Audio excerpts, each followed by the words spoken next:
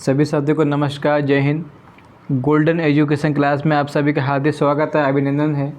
साथियों, आज हम लोग लेके आए हैं इकोनॉमिक्स के बारे में। और इकोनॉमिक्स के बारे में आपको इसलिए हम बहुत लंबी सीरीज़ आपके लिए अपडेट करने वाले हैं।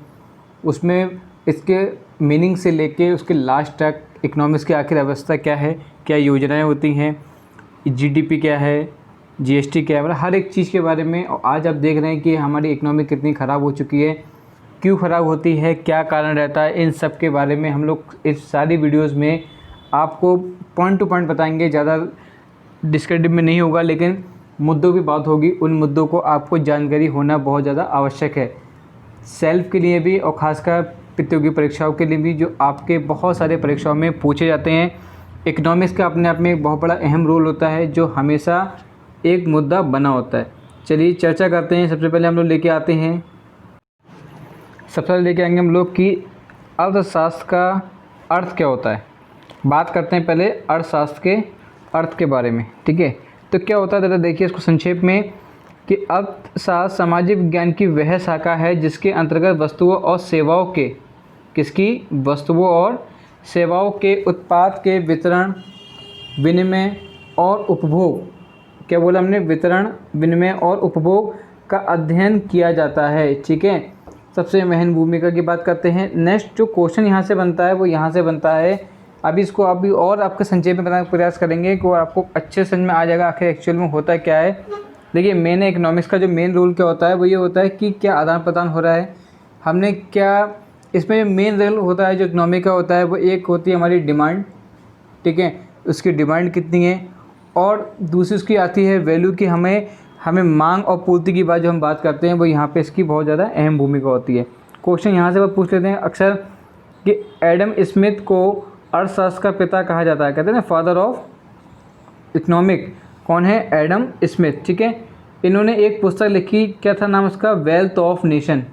ये पुस्तक का नाम अक्सर पूछ लेते हैं, वेल्थ ऑफ नेशन पुस्तक का नाम था, जो 1776, जिसमें दुनिया के सभी देशों के संपत्ति के बारे में बताया गया है, ठीक है। एडम स्मिथ स्कॉटलैंड के रहने वाले थे, कहाँ के, स्कॉटलैंड के रहने वाले थे। और इन्होंने ये आपको यह ध्यान रखनी है कि वेल्थ ऑफ नेशन जो पुस्तक दी थी वो 1776 में दी थी, जिसमें दुनिया के सभी देशों की संपत्ति के बारे में बात की गई है, ठीक है। कभी इसको पढ़ने का प्रयास कीजिएगा, बहुत ही इंटरेस्टिंग और अच्छी पुस्तक है, ठीक है। नेक्स्ट हम लोग आगे बढ़ते हैं थोड़ा सा, कि अर्थशास्त्र के प्रकार, ठीक है। देखिए, मैंने अर्थशास्त्र के प्रकार की बात चल रही है यहाँ पे, कि अर्थशास्त्र देखिए दो प्रकार के होते हैं। कौन सा, एक होता है माइक्रो, एक होता है मैक्रो, ठीक है। आपको नाम से लग रहा है कि माइक्रो छोटा सा और मैक्रो थोड़ा सा बड़ा होता है, ठीक है। तो देखिए मैक्रो क्या है, माइक्रो क्या है हमारा, कि इसको हिंदी में क्या बोलते हैं, व्यष्टि अर्थशास्त्र। देखिए यहाँ पे ध्यान रखना है कि इनके फादर अलग हैं, इनके फादर अलग हैं, ठीक है। मतलब फादर का मतलब इन्होंने खोज की है, ठीक है। तो जो माइक्रो इकोनॉमिक्स की बात करते हैं, पूछ लेते हैं, तो किसने की थी इसकी, रेंजर फिश ने, ठीक है। रेंजर फिश ने की थी। और कभी कभी आया था खाली आर फ्रिंजर लिख के भी आया था, तो आपको कंफ्यूज नहीं होना है, खाली फ्रिंजर लिख के आया था ऑप्शंस में, तो आपको ध्यान रखना है इनके फादर का नाम। और माइक्रो के अंतर्गत हम बहुत छोटे स्तर पर बात करते हैं, ठीक है। हम कोई भी छोटे स्तर की बहुत बात करते हैं। इससे ये याद रहेगा कि मोबाइल में माइक्रो SD कार्ड होता है, ठीक है। जैसे होता है माइक्रो SD कार्ड आपके फ़ोन में होता है, मतलब वो पहले से ही छोटा कर दिया गया है, अर्थात मतलब व्यष्टि मतलब होता है छोटा वन, ठीक है। तो पहले बहुत बड़ी कैसेट चलती थी, देखा होगा आपने, फिर छोटी कैसेट बोलते थे, VCR कैसेट बोलते थे उसको हम, छोटी कैसेट फिर CD में कन्वर्ट हुआ, फिर नॉर्मल चिप, अब बहुत माइक्रो चिप आ गया है। ऐसे सिम देखा होगा आपने, अब बहुत ज़्यादा नैनो सिम भी हमारे आते हैं। ये सब की चीज़ क्या है, माइक्रो हो गई, लेकिन वर्किंग वही कर रहे हैं वो, ठीक है। अब बात करते हैं यहाँ पे कि इनके जो कुछ उदाहरण जैसे कि बात करते हैं कि कौन कौन से आखिर होते हैं। देखिए पहला क्या है, पर कैपिटल इनकम, ठीक है, जिसे बोलते हैं प्रति व्यक्ति आय। ये किस में आता है, माइक्रो इकोनॉमिक्स में आता है, ठीक है। फिर कहते हैं मांग एवं आपूर्ति, इसे बोलते हैं हम लोग डिमांड एंड सप्लाई। फिर तो राजस्व, इसे बोलते हैं रिन्यू। उपयोगिता, यूटिलिटी, ठीक है। कीमत सिद्धांत, प्राइस थ्योरी, यहाँ से बहुत क्वेश्चन पूछे जाते हैं। और मांग सिद्धांत, डिमांड थ्योरी, ठीक है। ऐसी ये हमारे बहुत ही महत्वपूर्ण पॉइंट हैं, जिन पॉइंटों को हमने लिया है, और इन्हीं पॉइंट से ही परीक्षा में प्रश्न पूछे जाते हैं। और इनके बारे में आपको अच्छी जानकारी भी होनी चाहिए, क्योंकि ये एक रियलिटी है कि इकोनॉमिक्स के बारे में आपको बेसिक जानकारी वैसे ही बहुत होनी चाहिए। नेक्स्ट आगे हम लोग बढ़ते हैं, हम लोग अब आते हैं मैक्रो इकोनॉमिक्स पे।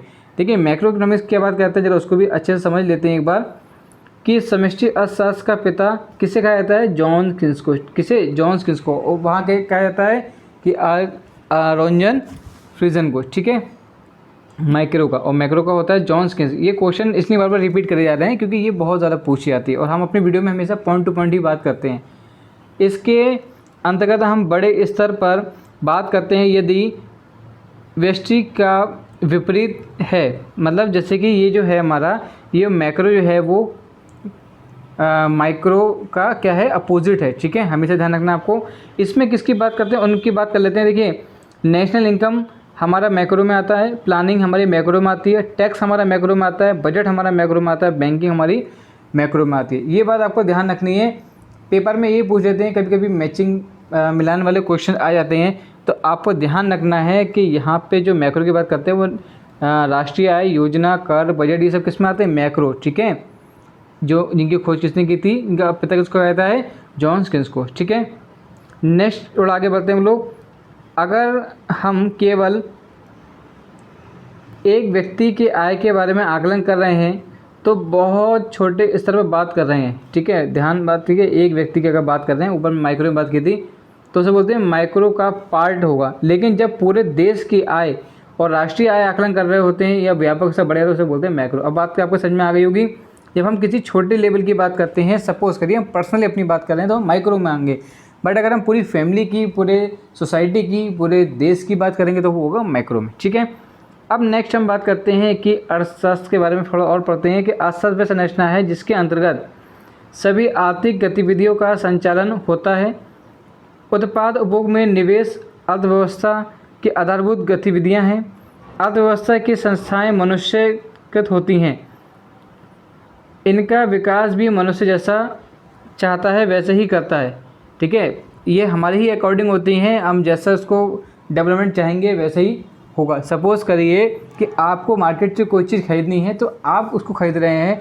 आप अगर उसको ज़्यादा खरीदेंगे तो उसकी डिमांड जब ज़्यादा हो जाएगी, तो कहीं ना कहीं जब डिमांड ज़्यादा होगी तो उसकी जो पूर्ति होगी वो कहीं ना कहीं थोड़ी सी फ़र्क पड़ता है, ठीक है। अगर स्टॉक ज़्यादा हो गया है, खरीदने वाले ज़्यादा हो गए हैं, तो उसकी मांग भी फिर बढ़ती चली जाती है। तो इस टाइप का जो रेशियो बनाते हैं, कौन बनाता है, हम खुद ही बनाते हैं, ठीक है, मनुष्य द्वारा खुद ही बनता है। अर्थव्यवस्था के प्रकार, देखिए प्रकार क्या क्या होते हैं, जरा एक बार नज़र मारिए कि एक होती है खुली अर्थव्यवस्था, जैसे बोलते हैं हम लोग ओपन इकोनॉमिक। यह है नियंत्रण मुक्त अर्थव्यवस्था है जो स्वतंत्रता प्रतियोगिता को प्रोत्साहित करता है। वैश्वीकरण की नीति में सभी देश मुक्त अर्थव्यवस्था को अपना रहे हैं, ठीक है। ध्यान रखना है आपको कि ये नियंत्रण मुक्त अर्थव्यवस्था है जो स्वतंत्रता प्रतियोगिता को प्रोत्साहित करते हैं, मतलब इनको आगे बढ़ाते हैं। जो वैश्वीकरण नीति को सभी देश मुक्त अर्थव्यवस्था अपना रहे हैं। नेक्स्ट बात करते हैं हम लोग कि बंद अर्थव्यवस्था। बंद अर्थव्यवस्था का मतलब क्या होता है भैया, देखिए जरा एक बार।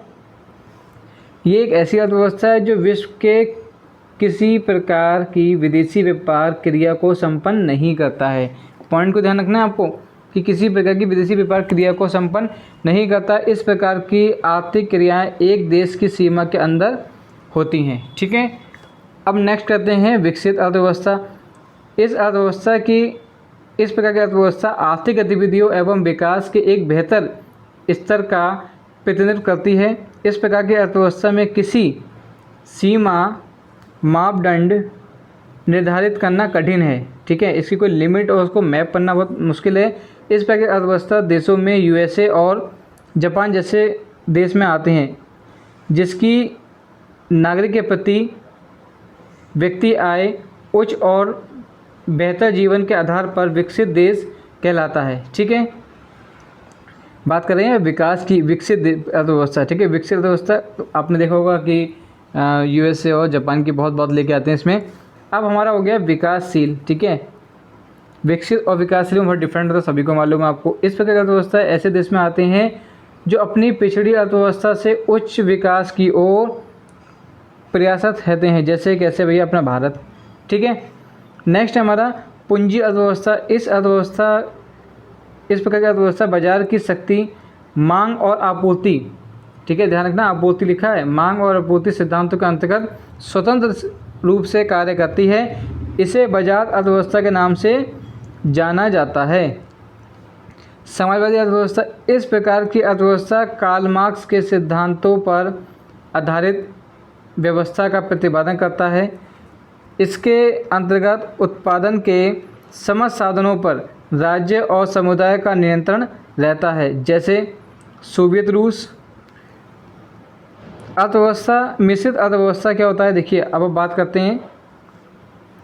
और पूंजीगत अर्थव्यवस्था में एक चीज़ और ध्यान रखना है आपको, जो परीक्षा में पूछी जाती है, वो ये पूछी जाती है कि इस अर्थव्यवस्था का नाम कार्ल मार्क्स सिद्धांतों। यहाँ पे बात आती है कि समाज अर्थव्यवस्था में इस प्रकार की अर्थव्यवस्था कार्ल मार्क्स सिद्धांतों पर आधारित है। ठीक है, परीक्षा में यहाँ से प्रश्न पूछ लिया जाता है। नेक्स्ट है मिश्रित अर्थव्यवस्था। क्या कहते हैं कि इस प्रकार की अर्थव्यवस्था में समाजवादी और पूंजीवादी अर्थव्यवस्था का मिश्रण होता है।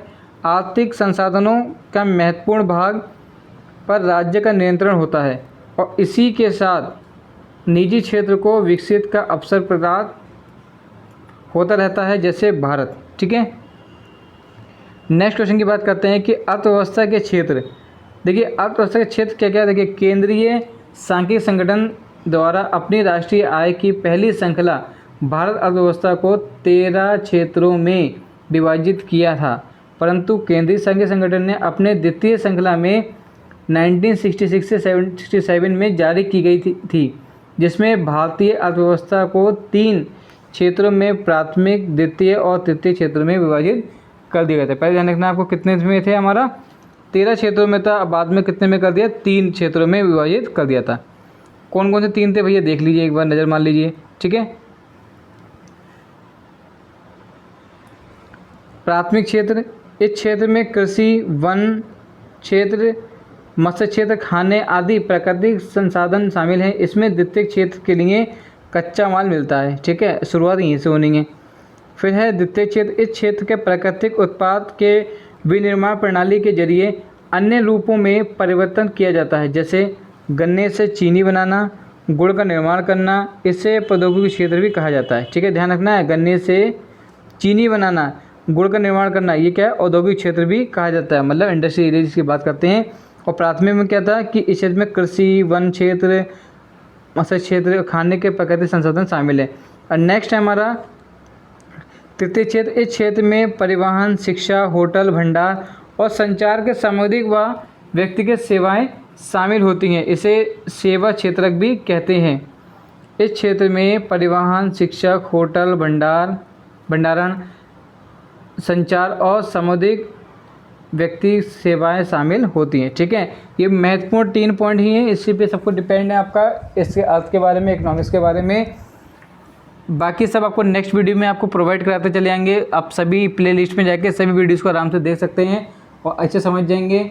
साथ में आपको उसमें MCQ भी लेके आएंगे, ताकि आपके साथ ही साथ क्वेश्चन भी हो जाएं। ये बेसिक जानकारी के साथ साथ आपको कॉम्पिटिटिव परीक्षा के बारे में भी जानकारी पूर्ण रूप से प्राप्त कराते रहेंगे। धन्यवाद, जय हिंद। प्लीज़ चैनल को सब्सक्राइब नहीं किया, सब्सक्राइब कर दीजिएगा, लाइक कर दीजिएगा। धन्यवाद, जय हिंद।